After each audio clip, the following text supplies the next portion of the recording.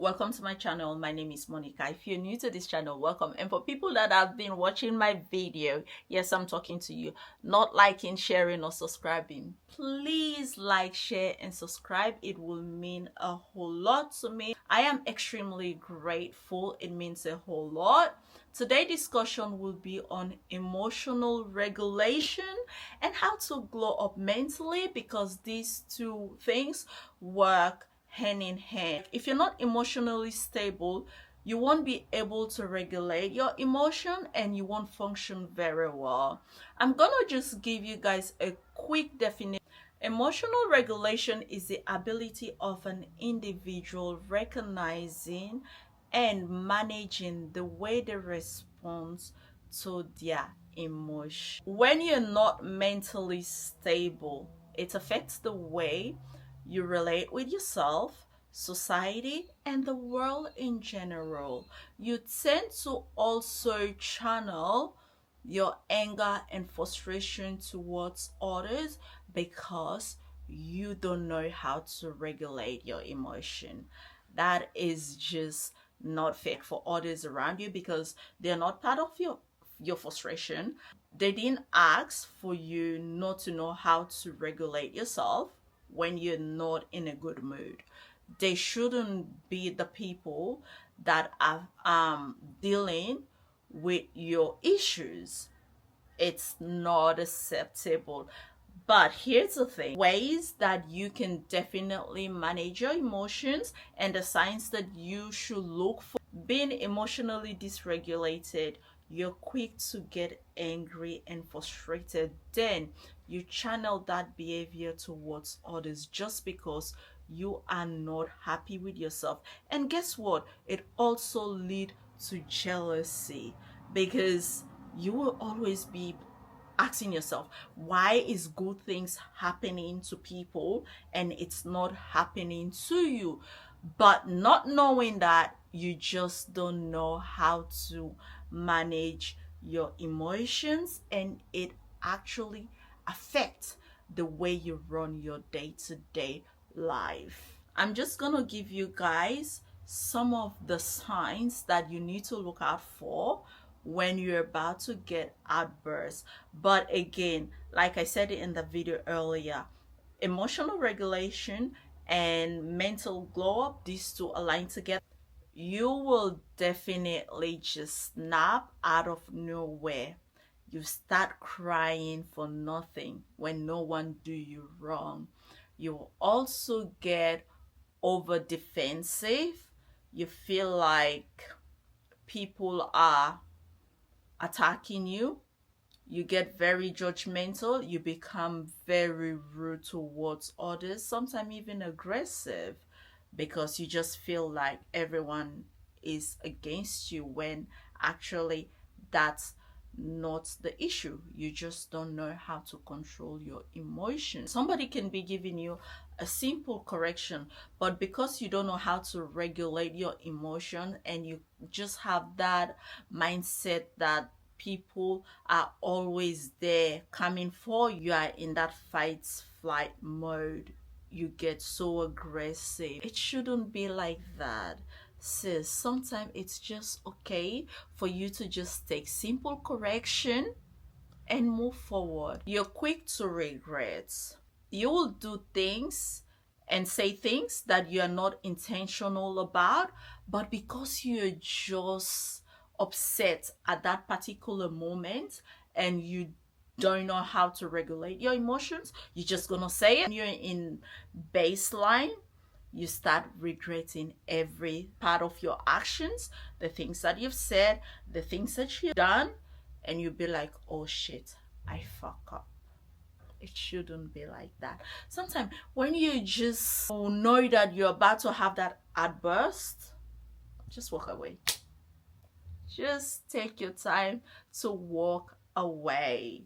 It can also lead to displaced anger. I've said it earlier. That's when you're just frustrated, you lash out on people that were not part of your frustration.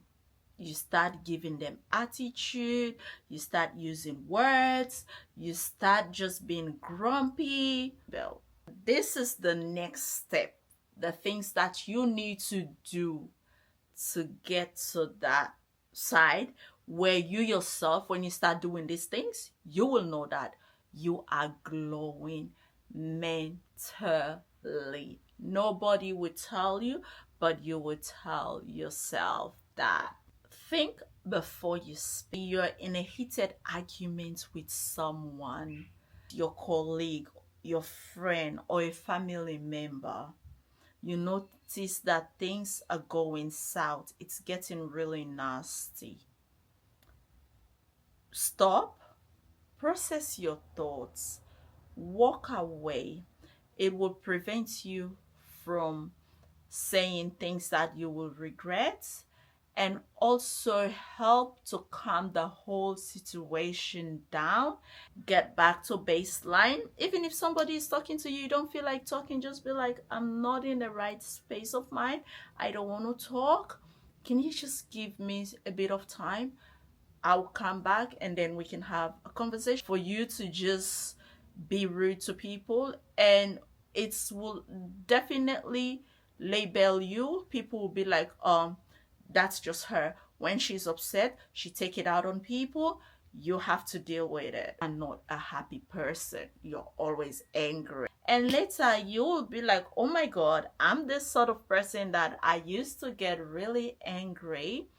I never knew when to walk away. When I'm actually having a conversation and I know things are actually not going to the way it meant to go, I walk away, I process my thoughts. I don't just say things because I'm angry. I literally calm myself down, remove myself from the situation. Express your concern when you are in the right state of mind. Let the person know that you are frustrated. Be assertive about it. Be clear and be direct. But at the same time, you don't want to be non-confrontational and also hurtful or disrespectful. You just make your points as calm as you can be, but direct, and you've made yourself clear, and it shouldn't repeat itself. Try and participate in physical activity such as Pilates, gym, going for a walk, going for a run. It will help to reduce the tension of you escalating, because when you escalate, guess what? People around you going to feel it, and you don't want to be that person. Like I stated earlier, you don't want people to label you as the girl that is always angry, as the girl that is always lashing out. I'm gonna give you guys a quick example. I was at an event a couple of weeks ago. My friend and I asked someone to just assist us with something, but then the person took a while to come with what we requested for. I went to the individual. I'm like, oh my God, you've took a while to bring the stuff, but mind you, I have a kind of relationship with that person, and it's somebody that I'm way older than. Just like how you would joke with someone, you know, I was like, hey, you've took a while to actually bring the stuff that we asked for. And then she's like, oh, I'm actually getting so overwhelmed. Don't say that, don't say that, you're actually triggering me. Like, I swear, I was like, as in, I'm like, you've took a while. That's just the word that I said. I just walk away because I don't want to put myself in a situation where I would be embarrassed by a little girl that I'm way older than. I just got myself out of that situation, but now I know this is how this individual is, in any circumstances that we're gonna end up to be in the same space now, I know how to communicate with that person. I know how to relate with that person, and I will know my boundaries as well with that person. Our schedules can be busy, but you just need to take time for yourself. Give yourself that break. At least spend 30 minutes with yourself alone. If you're gonna make yourself coffee, then make yourself coffee. Nice matcha drink, cocktail to calm your soul, your spirits down. Make that drink. Arrange a small corner for yourself where you can just sit and relax. Nobody is disturbing you. Reflect with life in general. Just take that half an hour to 40 minutes for yourself a day. That's all part of regulating and also glowing. If you can regulate your emotions, then you're not mentally there to glow. Identify the solution instead of always focusing on what makes you angry. I'm gonna use myself as an example. When I come from work, sometimes, especially the sort of job that I do, my kids will mess the house up. And imagine doing 16-hour shifts. You come home, your house should be your safe haven. Your living room should be a place for you to just rest, put your feet up, and then you meet your kids, mess the place, or it's untidy, unkept. What I do before, I used to be very, very grumpy. Why is the sitting room like that? Why I've been working the whole day? I'm expecting you guys to like clean the place before I get home, but the house is messy. Is that fair? I go to work, I come back home, I'm cooking. What a real mommy does best. Guess what? I don't do that anymore. You know what I do? When I come from work and the place is messy, we're gonna clean it together. And when I'm at home, everybody have their responsibility. You know, teenagers, and he's a young adult, he's 18 and stuff like that. If you have raised boys, obviously you will know. I'm giving this example. That's when I forgot the term that they use, but I'll put it on screen. I will assist them with cleaning their room. I'll be like, okay, pick that one up. While they're picking, I'm also picking. By that, the work, it's actually, I'm monitoring them, I'm supervising them, but everybody is doing their part as well. Like for example, yesterday, my son was doing the washing. As I did, you really need to do your washing because your clothes are dirty. He started being stuck up. I was like, you know what? Bring the clothes down. I put them in the washing. You're gonna take them out. That's just part of solving the issues.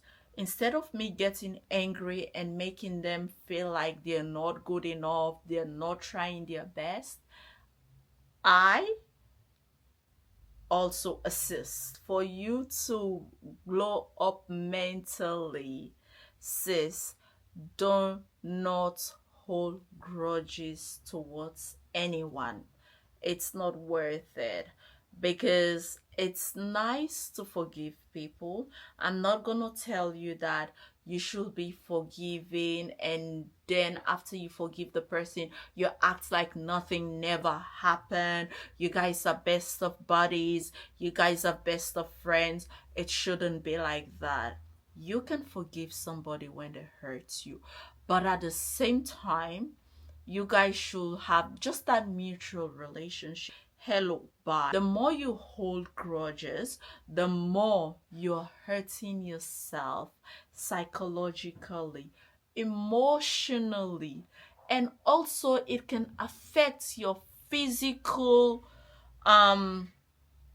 movement as well. When you're upset, you tend not to do things like the way you used to do things.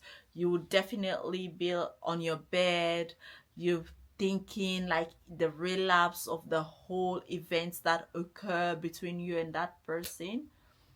I know it's not an easy thing, but sis, you can definitely do it. Don't focus on it, forgive them, move forward. If it costs you to go to therapy, that's what people who actually want to glow up or are glowing up will do. Talk to somebody that you trust as well, because that's what a woman that is glowing up mentally will do. Setting boundaries involves setting standards around your morals, your beliefs, and your values.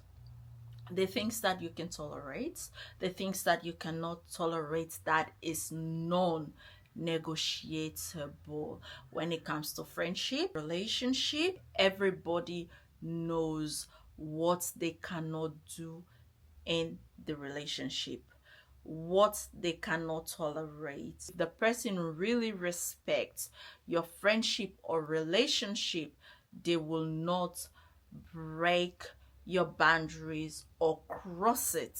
You want to respect your peace, your energy. You don't want to just be giving your energy to people that are not worth it. Your inner peace matters a whole lot. Girl, if you're hearing me, listen to this. Your inner peace matters a whole lot. They're gonna come in your life to stress you, then they are not worth the relationship. They are not worth the friendship. If they're gonna come in your life to disrespect you, then also they are not worth that friendship, because there are people out there that will actually cherish the relationship that they have with you. They will also cherish the friendship.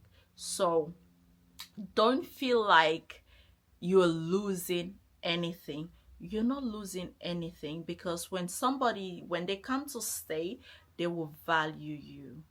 You don't have to tolerate things that you are not comfortable with because you want to be people pleasing. You want to be making your new friend happy, even if they're stepping or crossing your boundaries, because you want to maintain the friendship, because you like them.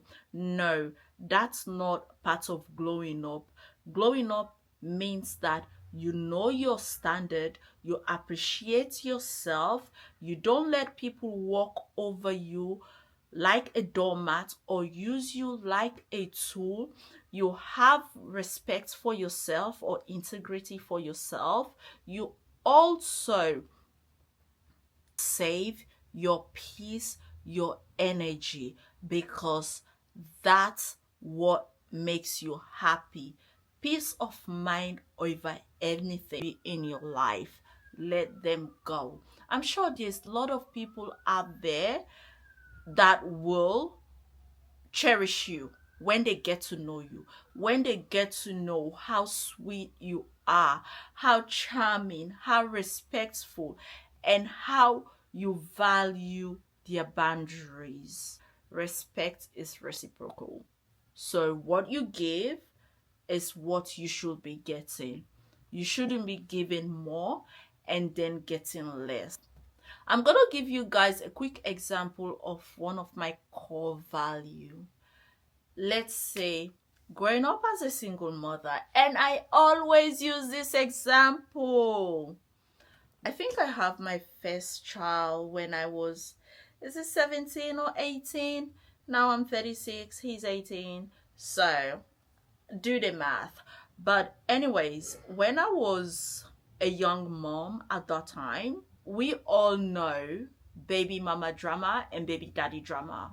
It never stops. It keeps going because it's something that I have personally. Let me come close by so you guys can see my face. It's something that I have personally experienced. It traumatized me till date. it hurts. So I told myself, I've been due.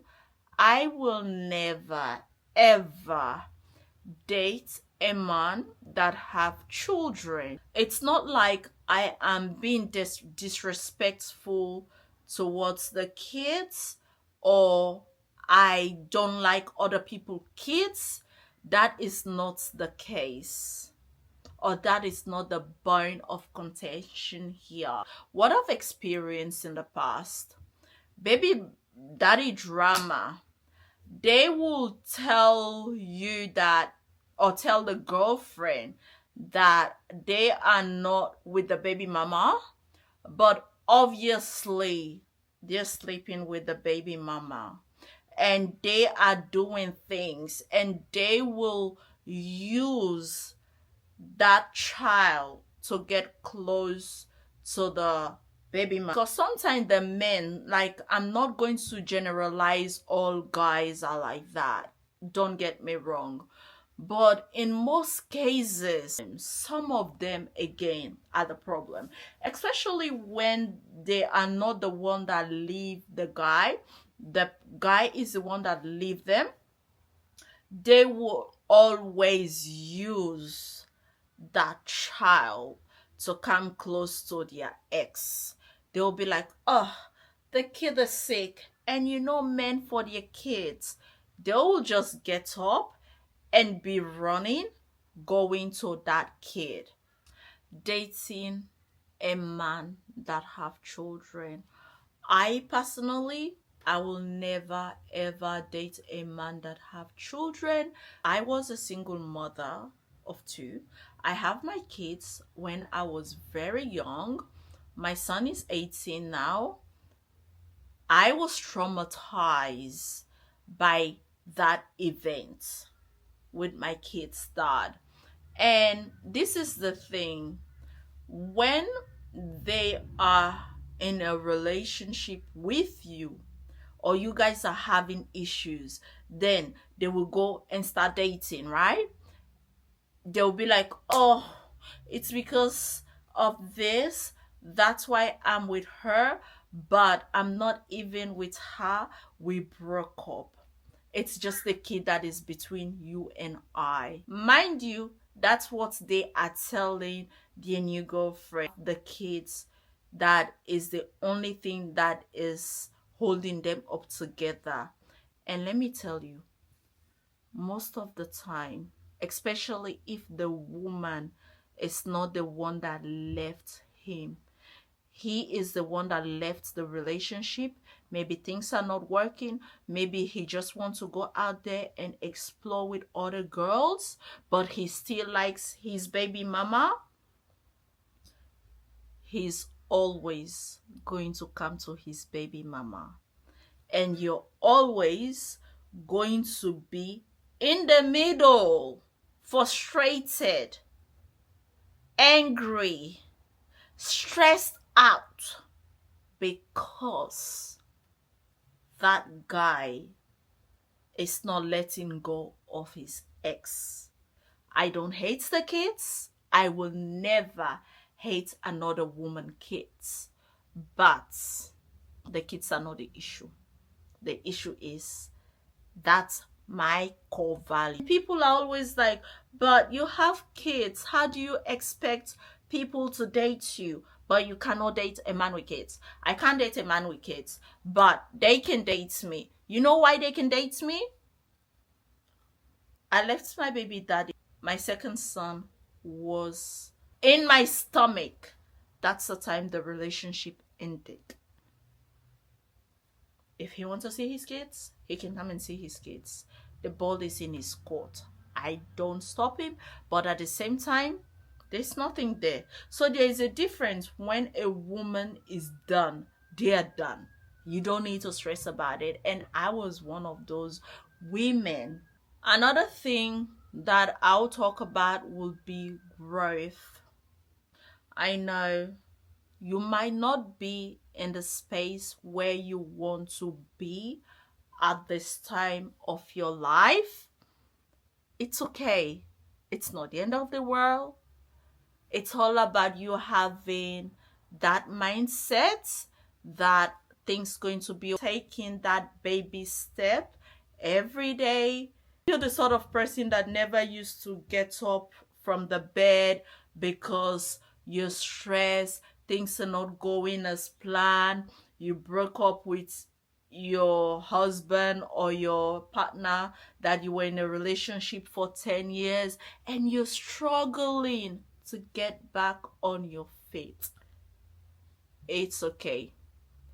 It's called baby step. Simple things that you can do by getting up in the morning, brushing your hair, taking your shower, brushing your teeth, put on deodorant, moisturizing your skin. It shows that you are making an effort, and as time goes on, you will progress. Don't be too hard on yourself. Don't be too negative at all. Educate yourself. Find something doing. Like if you're the sort of person that you don't have any handwork, you don't have any skills, upgrade your skills. When you upgrade yourself, you will figure out that a lot of opportunities will come your way because you're not just sitting on your bum being lazy, depending on other people to provide for you. You have to be in the place where you can provide for yourself. When you need $5, you have to be like, oh, can I please borrow $5? And guess what? They will have an edge over you because you know what? They're providing for you. Track your win. No matter how little it is, it will encourage you to do more. I'm gonna give you guys a quick example again. Like when it comes to doing makeup, I never used to know how to do makeup. Even if I'm not in that spirit during the day to practice, I will show up for myself. I was very disciplined. I stay focused. I stay grounded. I document everything. I took pictures of my progress from when I was a shit makeup person to when I started actually becoming really good with makeup. And with that, I was getting so happy, and it was actually boosting my confidence as well. So document everything, your progress. The days that it doesn't look good, still document it. You are your own biggest cheerer. Do not always be available for people. For example, if you get invited to a party or your community, they are always doing party, and they invite you constantly. I'm not saying that you shouldn't go. You should go. But at the same time, are you the sort of person that every party you show up there, you're always available? Sometimes to put respect to your name and value yourself, don't show up sometime. Yes, I know you'll be like, oh well, I have to support this person, they are always good to me. That's not always the case. You can tell them, like, just send a message, be like, I am not feeling well today, I won't be able to attend the party. It's not like you don't want to go, but at the same time, you just sometimes just keep yourself grounded and do things in your house. Spend quiet time with yourself.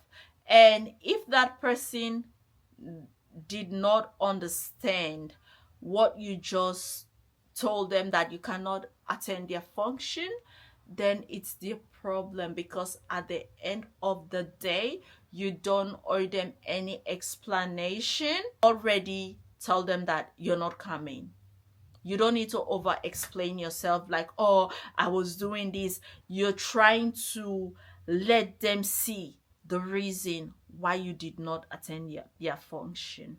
If they're your friend, they will definitely understand that shit does happen and people have other things to attend to. They will definitely understand. That it's for today, guys. I'm going to leave you, but please like, share, and subscribe.